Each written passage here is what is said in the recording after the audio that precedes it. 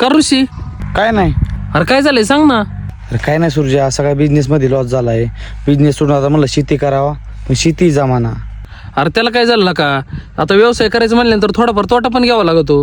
आणि शेती करायचं म्हणलं पण तसंच आहे, शेतीत पण तोटा आहेच. नाही ना सूर्या, अरे पण बाकी सगळे सक्सेस आहेत, पण मी जिथं काम करेन तिथं अपयश येतंय. असं का? मी काय पाप केलंय? ऋषी असं नाही रे. आता काय माहिती, देवाने असं पण लिहिलं असन की आधी तुला लय अपयश असन, नंतर यशच यश, काही करू दे. नाही ना का सूर्या, जीवन खरंच लय अवघड आहे. अरे काय बावटवानी बोलतोय ऋषा, जिंदगी ही कष्टातच जाणार आहे आपली. आपण शेतकरी येतं, थोडंफार असं होणारच आहे, सहन करावं लागत आहे. नाही ना का सूर्या, हरलो मी आज जिंदगीत. चल जातो मी. चालतंय. आईला पण आपल्या सूर्याने उसने पैसे दिले ते द्यायला आलतो, पण ते द्यायचे राहिलेच. थांब देऊनच येतो. बोल ना रवी.